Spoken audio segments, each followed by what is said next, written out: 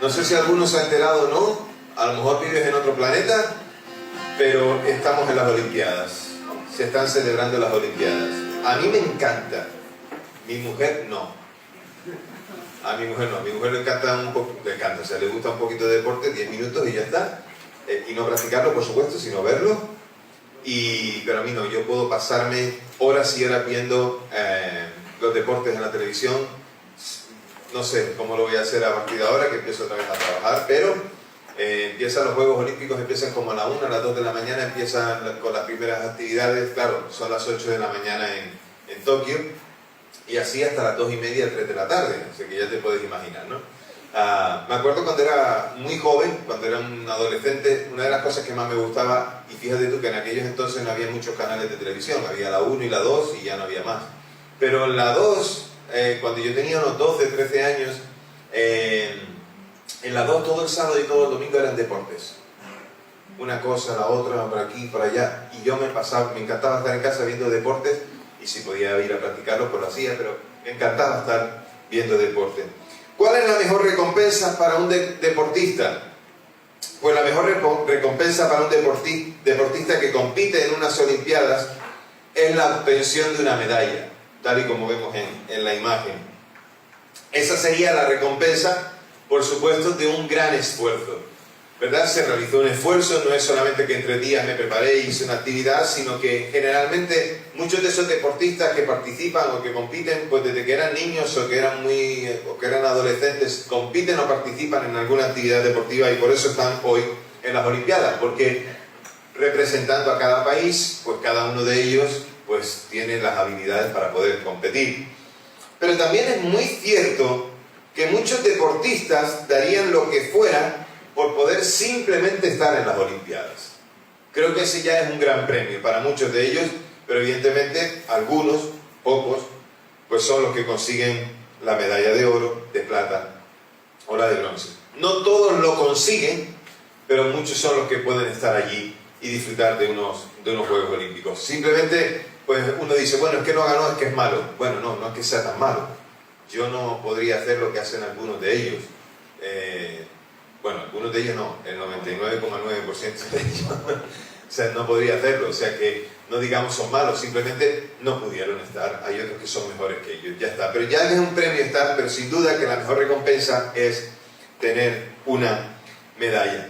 ¿Cuál sería la mejor recompensa para un hijo de Dios? ¿Cuál sería la mejor recompensa? ¿Cómo poder obtener una recompensa de parte de Dios? ¿Cómo podríamos decir, Señor, tú me puedes recompensar, o del Señor puede venir una recompensa? Y otra cosa, ¿realmente podemos ser recompensados por Dios? ¿Hay algo que Dios puede darnos a nosotros como recompensa? Evidentemente sí. Bueno, vamos a leer el pasaje que tenemos para hoy, que está en el segundo libro de Crónicas, capítulo 15, versículos del 1 al 15. Yo siempre digo lo mismo, tienes la pantalla para leerlo si no tienes Biblia, pero si tienes la Biblia contigo, pues por favor usa tu Biblia. Vamos a leer el pasaje y vamos a adentrarnos de por qué creo, o por qué Dios nos dice que en su palabra podemos tener recompensa. Me voy a acercar un poquito por aquí para poder leerlo, ¿vale? Dice, entonces el Espíritu de Dios vino sobre Azarías, hijo de Obed, quien salió al encuentro de Asa y le dijo, óiganme, Asa y todo Judá y Benjamín, el Señor estará con ustedes cuando ustedes estén con Él. Si lo buscan, Él se dejará hallar, pero si lo abandonan, Él los abandonará. Por mucho tiempo estuvo Israel sin el Dios verdadero, sin sacerdote que los enseñara y sin ley. Pero cuando en su tribulación se volvieron al Señor, Dios de Israel, lo buscaron. Él se dejó hallar por ellos. Y en aquellos tiempos no había paz ni para el que salía ni para el que entraba, porque había muchas aflicciones sobre todos los habitantes de los países. Una nación era destruida por otra nación y una ciudad por otra ciudad, porque Dios los turbaba con toda clase de calamidades. Pero ustedes esfuércense, no desfallezcan sus manos, porque su obra tiene recompensa. Y cuando Asa oyó estas palabras y la profecía del profeta Obed, tomó ánimo y quitó los ídolos abominables de toda la tierra de Judá y de Benjamín, así como de todas las ciudades que él había tomado en la región montañosa de Efraín. También reparó el altar del Señor que estaba delante del pórtico de la casa del Señor. Y después reunió a todo Judá y Benjamín y a los que residían con ellos de Efraín, Manasés y Simeón, pues muchos de Israel se habían pasado a él, al ver que el Señor su Dios estaba con él. Se reunieron pues en Jerusalén en el mes tercero del año 15 del reinado de Asa. Aquel día ofrecieron como sacrificio al Señor del botín que habían traído 700 vacas y 700.000 ovejas, y 7.000 ovejas. Y luego hicieron un pacto, prometiendo que buscarían al Señor, Dios de sus padres, con todo su corazón y con toda su alma, y que todo el que no buscara al Señor, Dios de Israel, muriera, fuera grande o pequeño, hombre o mujer. Y lo juraron al Señor en alta voz y con júbilo, al son de trompetas y de cornetas. Todos los de Judá se alegraron por dicho juramento, porque juraron con todo su corazón. Así buscaron al Señor con toda su voluntad, y Él se dejó hallar por ellos. Y el Señor les dio reposo por todas partes. Que el Señor añada su bendición a la lectura de la palabra. ¿Quién era el rey Asa? Pues el rey Asa era el tercer rey de Judá. Reinó desde el 911 al 870 antes de Cristo. Fue el primero de 5 reyes de Judá: Asa, Josafat, Joás, Ezequías y Josías, que hicieron lo recto delante del Señor. Hubieron otros reyes entre medio, hubieron otros reyes antes y otros reyes después, pero el resto de reyes, dice la Escritura, que hacían lo malo delante del Señor. ¿Qué hacían estos 5 reyes? Hicieron lo bueno. Tenéis que recordar que en el Antiguo Testamento los reyes eran los pastores del pueblo. Si un rey buscaba de Dios, el pueblo buscaba de Dios. Si un rey se desviaba de Dios, entonces todo el pueblo también se desviaba de Dios. Asa era hijo de Abías y nieto de Roboam, que era hijo de Salomón. La abuela de Asa se llamaba Maaca, hija de Absalón e idólatra empedernida, que llevó a Judá hacia la idolatría. Es decir, la abuela del rey Asa era una mujer que pecó adorando a otros dioses. Entonces Asa le quitó todo el poder e influencia que tenía su abuela, haciendo lo siguiente: destruyó una imagen inmensa de uno de esos dioses, de uno de esos Baales que había construido y que había levantado, y a la cual el pueblo venía y adoraba. Asa lo destruyó. Con eso desacreditó a su abuela en lo que ella había hecho, y le mostró al pueblo que lo que él quería hacer era diferente a lo que hasta ahora el pueblo había visto. Así que luego hizo otra cosa: quitó todos los prostíbulos del santuario que se habían construido en el santuario, y destruyó todos los ídolos que se habían puesto en el santuario para que el pueblo los adorara. Entonces él le dijo al pueblo, mandó al pueblo que buscara al Señor y pusiese por obra la ley y los mandamientos de Dios. ¿Te imaginas que esto sucediera en nuestro país? ¿Te imaginas que algo así sucediera en nuestro medio hoy? ¿Te imaginas que pudiera haber alguien que dijera: vamos a quitar todos los altares, vamos a quitar todos los lugares de adoración, vamos a quitar todas esas estatuas y todas esas imágenes que se han fabricado los hombres para adorarlas, y vamos a adorar y buscar al Señor, al único Dios verdadero, al único Rey, al único que salva, al único que perdona pecados, y vamos a hacerlo? Fíjate que esto no fue una opción del rey Asa, fue un mandato. Fue un mandato. Pues este país se quedaría sin festivos, es decir, los que somos trabajadores no tendríamos ninguna festividad, porque todas las festividades que se celebran en este país y todos los descansos que nosotros hacemos, la gran mayoría de ellos, quitando el día de la Constitución y el día de Año Nuevo, todas las festividades tienen que ver con idolatría. Todas las festividades tienen que ver con adorar a otros dioses que no es el Dios vivo y verdadero. la Biblia dice que no debemos, y es el primer mandamiento, solo hay un Dios y al cual adorarás. Y el segundo dice, no te harás imagen ni semejanza. Solo hay un Dios al que poder adorar. Y Asa lo sabía. Asa lo entendió. Hasta tal punto que, como dije, destruyó todo aquello, o todo lo que pudo, porque alguna parte del pueblo seguía adorando esos Baales, seguía teniendo un corazón duro para con Dios, pero la mayoría del pueblo se volvió a Dios. Y me encanta lo que hemos leído en el texto, cuando dice que muchos de Judá se volvieron a Dios, pero también de otro reino, el reino del norte, de Israel, también se volvieron a Dios. ¿Y saben por qué se volvieron a Dios? ¿Lo hemos leído? Porque vieron el corazón del rey Asa, que amaba al Señor. Muchos abandonaron al reino de Israel, que sí que adoraba a otros dioses, para poder ir tras el Señor. El Señor le ayudó, por esa fidelidad a él, el Señor le ayudó a vender al rey etíope y al ejército etíope, porque Asa confiaba en el Señor. Pero más tarde también guerreó contra Israel, y en lugar de confiar en el Señor, Asa hizo un pacto con Ben-Hadad, que era el rey de Siria, que apoyaba al rey de Israel, a Baasa. Y entonces el profeta Hanani, enviado por Dios, le dijo a Asa, has hecho mal porque has confiado en la política más que en Dios. Has pedido ayuda a otro rey en vez de pedírmela a mí. Eso no agradó al Señor. Asa fue fiel todo lo que pudo al Señor. Asa intentó buscar al Señor todo lo que pudo, y murió después de una terrible enfermedad de los pies durante 3 años. Y también Dios le reprendió porque buscó más a los médicos que a Dios. Aquí tenemos una enseñanza muy clara para la iglesia. No busquemos ni a políticos, ni a médicos, ni a unos, ni a otros. Iglesia, busquemos al Señor. ¿Tienes una necesidad? Busquemos al Señor.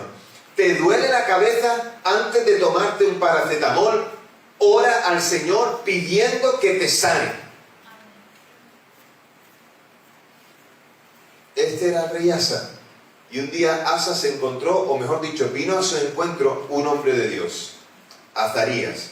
De Azarías no sabemos muchas cosas más que era profeta y que su padre se llamaba Obed. Y él trajo un mensaje al rey Asa, de parte de Dios. Le dijo, el Señor está con vosotros si deciden estar con Él. Pero si lo dejan, Él los dejará. Si le buscan, le hallarán, y Él se deja hallar. Pero si no le buscan, Él los abandonará.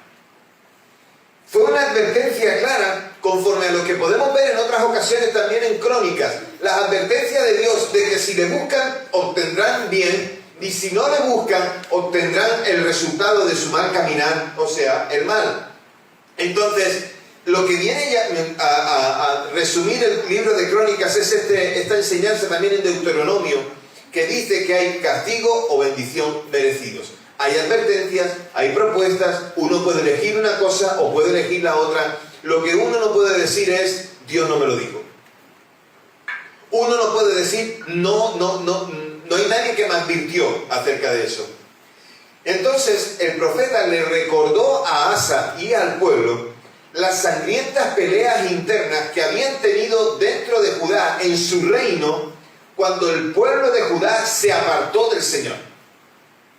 Cuando el pueblo dejó de buscar al Señor, ahí se podían ver las divisiones, las peleas, los asesinatos, se podía ver al pueblo adorando a otros dioses. Pero lo que le dijo el profeta al rey Asa y le dijo al pueblo es que hicieran o confirmaran una renovación hacia la búsqueda de Dios. ¿Y por qué una renovación?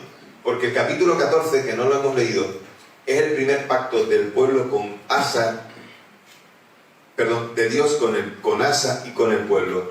Por eso le dio la victoria, porque buscaron a Dios y le dio la victoria sobre aquel rey etíope. Y cuando le propuso Dios, a través de Azarías, al rey, una renovación, ¿qué fue lo que hizo Asa? Lo tuvo claro. Debía elegir entre la bendición o el castigo. Debía elegir sobre la recompensa o sobre la enemistad, y eligió a Dios, donde tenía la recompensa y la bendición. El mensaje de Azarías se produce después de aquella victoria de Asa sobre el rey etíope y sobre su ejército. Y era una renovación del pacto, como dije, del capítulo 14. Pero la ceremonia de renovación incluía ofrecer sacrificios. ¿Y qué sacrificios ofrecieron? Aquel mismo botín que habían conseguido del rey etíope. Así que la ceremonia del pacto abarca todo. Y todo tiene que ver otra vez con la necesidad de buscar al Señor. Adoraron, levantaron un altar y adoraron a Dios. Y cuando se menciona la palabra altar, ahí, aunque no lo diga, debe estar unido a la adoración. Porque hicieron algo con lo cual podían decirle a Dios: Dios, gracias por lo que has hecho, gracias por quien eres. Y con este mensaje, en la gran asamblea de Jerusalén en el año 896 a.C., dio comienzo a un gran avivamiento bajo el reinado de Asa. Por eso de aquellos cinco reyes, ¿sí os acordáis? ¿Os acordáis de Josafat, que menciona aquel valle, aquel ejército? ¿Sí os acordáis? ¿Os acordáis de Josías, quien propuso una renovación y propuso volver a la palabra? Cuando descubrió la palabra, le dijo al pueblo: busquemos a Dios y obedecemos. Pues esto hizo en medio de la iglesia. A veces deseamos esos avivamientos en medio de la ciudad. Iglesia, necesitamos esos avivamientos. Y cuando veamos a un hombre que ama a Dios y que le sigue, que le teme y que hace su voluntad, o por lo menos lo intenta, porque fallos tendrán, pero por lo menos lo intenta, unámonos a lo que Dios está haciendo. ¿Saben qué? Ese hombre y esa mujer no es el pastor. Ese hombre y esa mujer eres tú. El que tiene que buscar la renovación, el que tiene que buscar a Dios y el que tiene que facilitar el avivamiento, eres tú. No mires a otro para que lo facilite. No mires al que está a tu lado o al que está enfrente. ¿Qué estás haciendo tú para buscar al Señor con todo tu corazón? Y en ese avivamiento, mucho pueblo de Judá y de Israel se volvieron al Señor. La palabra que viene a un profeta de parte del Espíritu Santo, tal y como pone el texto, para guiar a un pueblo, es una palabra que tiene que ser tenida en cuenta. ¿Qué palabra? La palabra que viene de parte de Dios. El instrumento es solo un instrumento. Lo importante es la palabra que viene de parte de Dios. Puede usarme a mí, usó la semana pasada Juan Pedro, la semana anterior a Jesús. Puede usar a alguien en el ADN, puede usar a alguien en el discipulado, puede usar a alguien en la conversación. La palabra de Dios. ¿Qué hizo el profeta? Escuchó a Dios. ¿Qué hizo el profeta? Transmitió el mensaje que Dios le dio. No sabemos mucho más del profeta, solamente que el profeta transmitió el mensaje que Dios le dio. Dios nos habla y tenemos que transmitir ese mensaje. Dios no se contradice, ya lo sabéis, los que habéis hecho el discipulado de escuchar a Dios, ya lo sabéis, que Dios no se contradice, que no nos va a decir una cosa que ya no haya dicho en su palabra, que no nos va a transmitir algo para que digamos a alguien que Él ya no haya confirmado en su palabra. ¿Qué espera Dios de los hombres y mujeres que le buscan y le sirven? Que tengan un corazón íntegro, que tengan un corazón dedicado a Él y que se dejen usar. Déjate usar, déjate ser barro y déjate ser barro en manos del alfarero para que Él pueda moldearte y para que pueda usarte. Déjate usar por el Señor. Y cuando el mensaje de Dios es claro, tiene repercusiones en aquellos que lo escuchan. Acordaos del mensaje de Jonás. ¿Os acordáis que siempre os he enseñado, os he dicho? El mensaje de Jonás, homiléticamente, era el mensaje peor preparado y peor dicho de toda la historia. Habló de salvación, habló de Dios. Si no os arrepentís, ese era el mensaje. Si no os arrepentís, de aquí a 40 días seréis destruidos. Ese era el mensaje. Y lo iba repitiendo por toda la ciudad, lo mismo. Al día siguiente, si no os arrepentís, de aquí a 39 días, Nínive será destruida. Y así estuvo 40 días. ¿Y qué pasó con Nínive? Que Nínive se arrepintió. Y que Nínive volvió al Señor. Cuando el mensaje viene de parte de Dios y cae en el pueblo, entonces tiene repercusiones para aquellos que lo escuchan. Aquellos que realmente atienden a la voz del Señor actuarán conforme a eso. Entonces Dios nos deja claro a nosotros, iglesia, viendo este pasaje y viendo lo que sucedió con el pueblo de Judá y con el rey Asa y con Azarías, Dios nos deja claro hoy que tenemos que volvernos a Él si queremos tener alguna recompensa, porque aquel pueblo obtuvo recompensa. Pero a esa recompensa le puedes poner otro nombre si quieres. Le puedes poner el nombre de beneficio, de bendición o de regalo. Pero está claro que no hay otra forma de alcanzarla si no es con una decidida búsqueda de Dios. ¿Quieres recompensa? Tienes que buscar a Dios. ¿Quieres obtener algo especial en tu vida? ¿Quieres tener bendición de parte de Dios? Tienes que buscar a Dios. Porque la recompensa no llega de la noche a la mañana. Porque aquel que quiere recibir algo de Dios se tiene que esforzar. Y el versículo 7 que hemos leído del capítulo 15, hay una invitación de Dios a su pueblo a que se esfuercen. Pero también la hizo al rey David y también la hizo a otros muchos. Esfuérzate y sé valiente. Pero en este caso es esforzaos para buscarme a mí. Esforzaos para buscarme a mí. Entonces, hay algunas cosas que necesitamos saber hoy. La primera de ellas es que si decidimos buscar a Dios, debemos saber que 4 cosas aquí. Dios quiere que oigamos su voz. Iglesia, tenemos que orar a Dios si queremos escuchar su voz. Iglesia, tenemos que leer la Escritura y meditar en la palabra si queremos escuchar su voz. Tenemos que escuchar los mensajes que Dios nos da a través de sus siervos. Tenemos que esforzarnos porque Dios quiere hablarnos.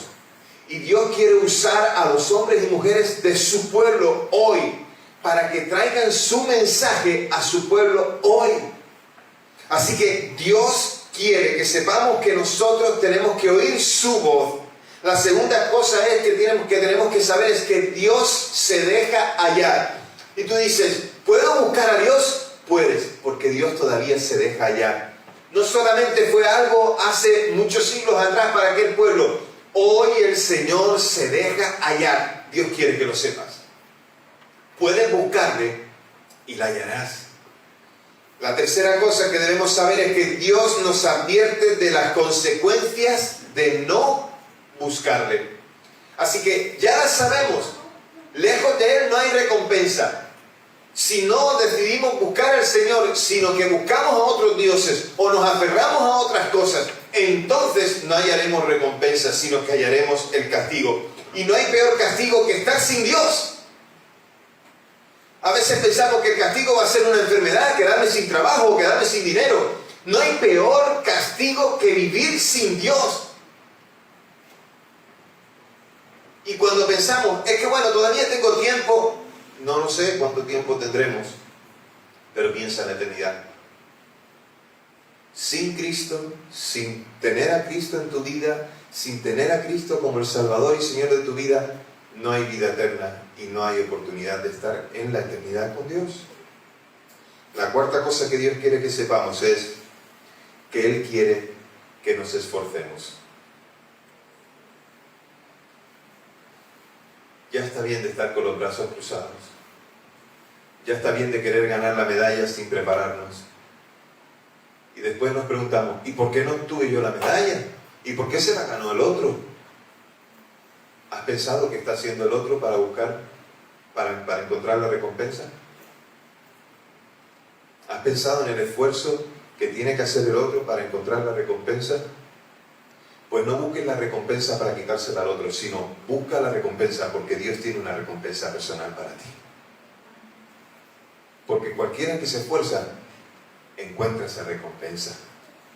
En una ocasión alguien le dijo a mi mujer algo con respecto a esto. Le dijo que le encantaría ver, esto fue hace tiempo ya, ¿no? Una vez que mi hija Sarai estaba predicando y vino a predicar aquí entre 16 y una persona le dijo, ay, me encantaría tanto que mi hija pudiera imitar lo que hace su hija. Y mi mujer le dijo, pues vas a tener que hacer lo que yo hice antes de esto, porque si no, no lo vas a poder ver.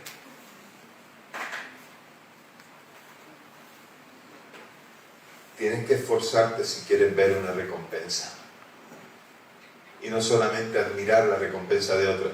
Hace un par de semanas atrás, antes de marcharnos de vacaciones, tuvimos el fin del ADN de Juan Pedro y Sofía en su casa, y todos empezaron a decir de un hermano, no voy a decir de quién, pero todos empezaron a decir de un hermano que admiraban su fe, que admiraban su fidelidad a Dios, que admiraban cómo Dios lo bendecía, cómo Dios lo cuidaba, su sabiduría, lo que hace. Pero ya está bien de decir de él, vamos a esforzarnos nosotros. Vamos a esforzarnos nosotros. Vamos a esforzarnos por buscar a Dios nosotros y obtener esa recompensa. Ya sabemos lo que Dios quiere que sepamos, ¿verdad? Ahora tenemos que saber lo que Dios sabe acerca de nosotros. Dios sabe que hemos peleado muchas batallas. Dios sabe que hemos peleado muchas batallas igual que las peleó Israel. Porque el texto que hemos leído, hay una mención, hay entre línea y línea, hay una mención a los jueces de Israel, a todo lo que vivió Israel durante años y años. Pero Dios sabe lo que tú has batallado. Dios sabe las muchas batallas en las que has peleado y en algunas que saliste derrotado, pero buscaste otra vez al Señor y te consoló y te confortó y te levantó. Pero también sabe que has peleado muchas batallas en las que has vencido. Dios lo sabe. Dios sabe también que hemos andado sin una guía buena, que a veces nos hemos dejado llevar por aquellos que nos querían gobernar, o simplemente nosotros dijimos, sí, gobiérname. Dios sabe que hemos tenido a hombres y a mujeres que no nos han dado ejemplo con su vida, aunque decían que servían al Señor y seguían al Señor. Dios lo sabe. Dios sabe que eso ha sido un impedimento para nuestro crecimiento, y Dios sabe que eso ha sido un impedimento para que pudiéramos avanzar. Dios también sabe que estamos envueltos en tribulaciones, en aflicciones y en falta de paz. Son las cosas que dice el texto. Era lo que estaban envueltos ellos. Hasta el versículo 6, del 1 al 6, dice estas cosas. Que estaban en tribulación, en aflicciones y con falta de paz. Dios sabe que nosotros tenemos que pelear cada día todavía esas tribulaciones. Y Dios sabe que estamos rodeados de maldad, porque uno se va contra el otro, porque los hombres gobiernan sin Dios e imponen leyes en las que Dios no está.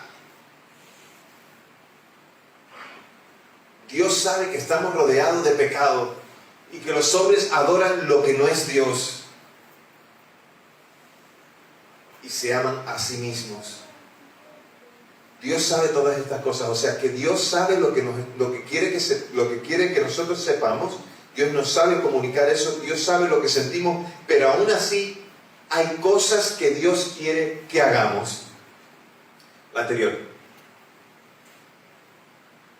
Dios quiere que abandonemos el camino de maldad en el que hasta ahora hemos vivido.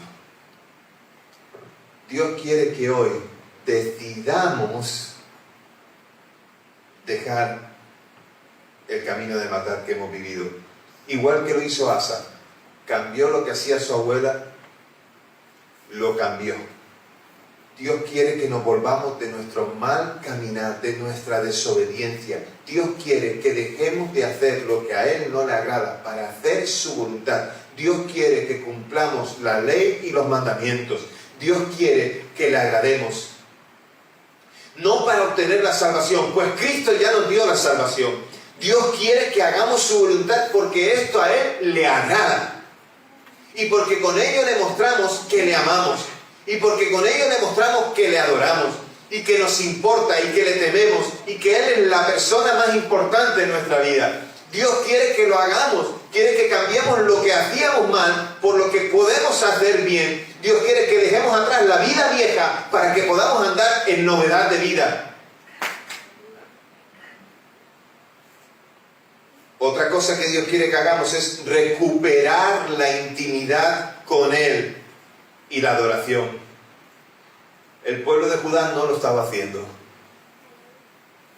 Y ojalá que no sea por mandato de un hombre, sino que nazca en el corazón de cada uno de nosotros. Buscar a Dios con todo nuestro corazón. Recuperar la intimidad con Él. Tener deseo por estar con Él.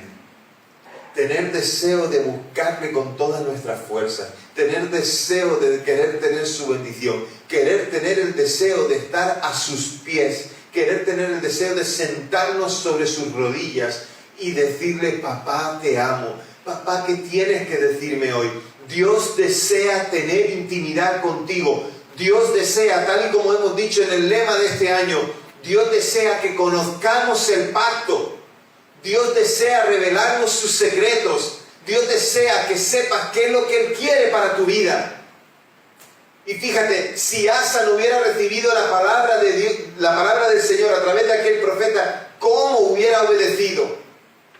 Dios se está revelando a nosotros hoy para decirnos: quiero tener intimidad contigo, quiero decirte las cosas que necesitas saber y hacer.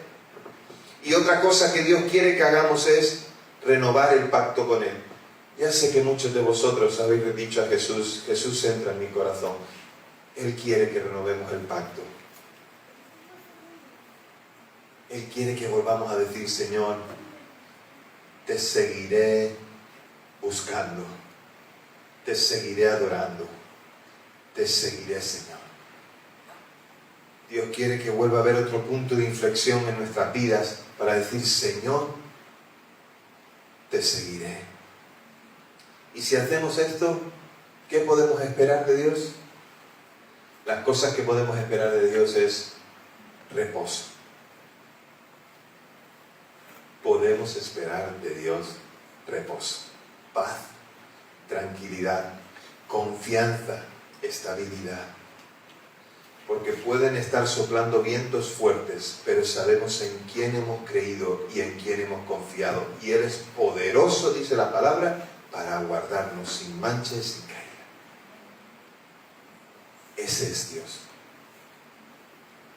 Dios nos dará reposo, la paz de saber que aunque cualquier cosa suceda, estaremos con el Señor por la eternidad. Que tal y como enseña Romanos, ni la muerte, ni la vida, ni lo alto, ni lo bajo, ni lo ancho, ni lo profundo, ni cualquier cosa creada, ni ángeles, ni principados, nada nos puede separar del amor de Dios que es en Cristo Jesús, Señor nuestro. Cuando buscamos a Dios tenemos reposo. ¿Y qué más podemos esperar de Dios? Recompensa. La vida eterna. La recompensa, las bendiciones de Dios, los regalos de Dios. Eso es lo que podemos esperar. No sé si se puede leer otra vez. A veces pienso en la pantalla grande en el Spy, pero ¿puedes leerlo? ¿Lo leo contigo? La mejor recompensa que podemos tener por la búsqueda de Dios es a Él mismo. Su presencia es el mejor regalo en nuestras vidas.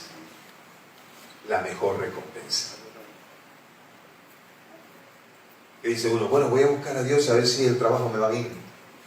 Voy a buscar a Dios a ver si mi salud. Voy a buscar a Dios a ver si mi familia. Voy a buscar a Dios a ver si... La búsqueda de Dios tiene que ser saber que la presencia de Dios ya está en nosotros y que Él nos bendice con su sola presencia. ¿Qué más puede necesitar el hombre si tiene a Dios? ¿Qué más puede querer el hombre si tiene a Dios? ¿Qué más puede decir que necesita si tiene a Dios? Así que, iglesia, ¿tienes la recompensa de Dios? ¿Tienes la presencia de Dios en tu vida? ¿Tienes al Señor bien fuerte? ¿Puedes renovar hoy el pacto? ¿Puedes decirle al Señor hoy: Señor, abandonaré el camino de pecado para buscarte más a ti? Puedes decirle hoy al Señor: Señor, quiero conocer tu pacto, quiero conocer los secretos de tu corazón. Señor, quiero tener intimidad contigo. Ahí donde estás, cierra tus ojos. Porque hay una invitación hoy. Y es que Dios te invita a que le busques con todas tus fuerzas, porque quiere darte una recompensa: la vida eterna. Y no juzgaré a nadie, lejos de mí esté decirte que tienes un pecado o el otro, pero tú sabes mejor que yo cuál es tu pecado. Y sin duda hoy dices: Señor, quiero que dejes ese pecado para que te vuelvas a mí. puede que haya sido pecado pasado que vuelves, que el Señor nos muestra y que nos dice ahora tienes que hacerlo diferente.